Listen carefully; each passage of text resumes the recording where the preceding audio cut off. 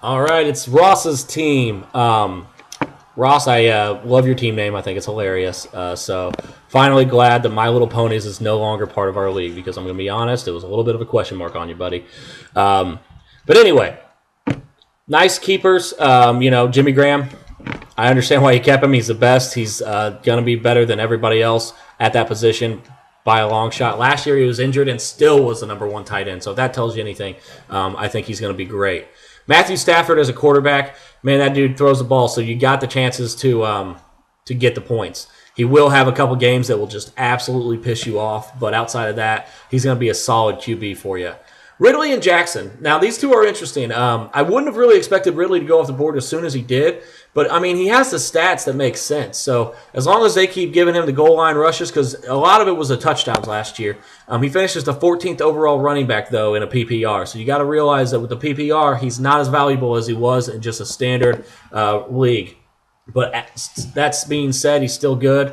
Steven Jackson, I think, is going to be really good with Atlanta. They love to run the screen passes. He's probably going to catch 40 to 50 balls, mixing that in with Jacquizz Rodgers. It might be a little lower. It all depends on how they want to use him. But he's still got a lot left in the tank, man. And this will be the first time he'll ever be on a winning team, I feel. I think they're actually going to have a winning record this year. You know, I'm going out on a limb and saying Atlanta will have a winning record. So, take that to the bank. But he'll do well for them. He'll get the touchdowns. He's better than Michael Turner is, so he'll just do better in that offense than he did. Dwayne Bowe, I like him, and I had been going about whether I should draft him and things like that as my second wide receiver, things like that. But he just don't know who else are they going to throw to there.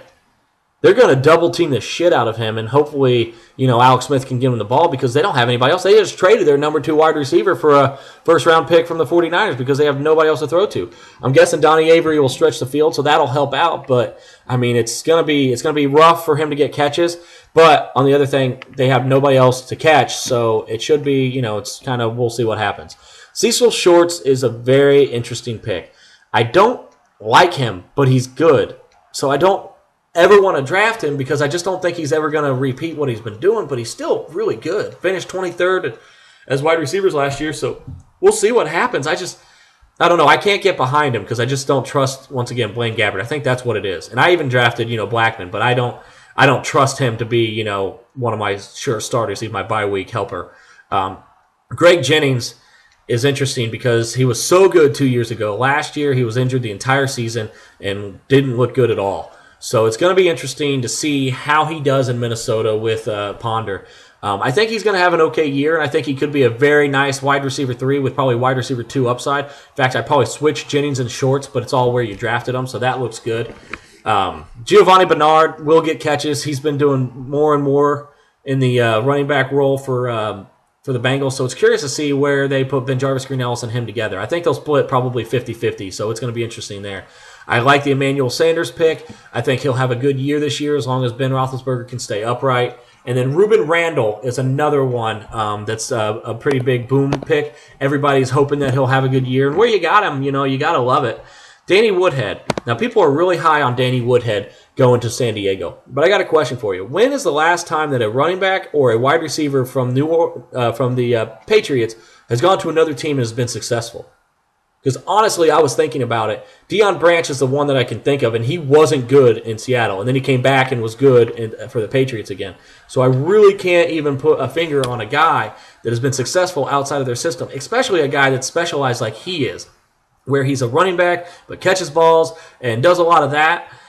I don't know how they're going to use him, with Ryan Matthews. The only hope is that Ryan Matthews gets injured, but can you see Danny Woodhead as a 20 rushing back? I can't. He's too small. He's not that kind of guy. So we'll see what happens. Maybe I'm wrong, but I just can't see him doing much. Maybe, 40 catches or so for, 600 yards and a couple touchdowns, but if that's what you want, then that's what you're going to get. So Jeremy Curley's the number 1 wide receiver right now until Santonio Holmes comes back. Sanchez seems to like him as long as he's starting, so we'll see what happens with that. And Rivers, where you got Rivers? Man, talk about a guy that has just fallen down. I mean, it is kind of ridiculous the amount. I mean, you had him as a keeper a few years ago, and now you picked him in the last round of the draft. I mean, I'm not mad with you. That's a great value there, but man, how the mighty have fallen. And that's just crazy to think that how far he was from being a, perennial All-Pro to now the last QB taken off the board. Blows your mind. Your team, I'm going to give you a B+. I really do like it. Steven Jackson and Stephen Ridley, you got the Steves there. I think that's going to be very consistent for you. You're not going to have a lot of ups and downs with them. You're going to get about the same thing every week. Now, Stafford will probably have a little bit more ups and downs, but I think he's going to get a little bit more consistent with Reggie Bush in the mix there this year, having a little bit more targets. But outside of that, the only weak spot I have on your team is the wide receivers, but you got some guys that could really be value picks later in the draft. So B+ on the team. I expect to see you in the playoffs. I think we play back-to-back weeks this year, so hopefully I can kick the shit out of you those two and just secure my spot.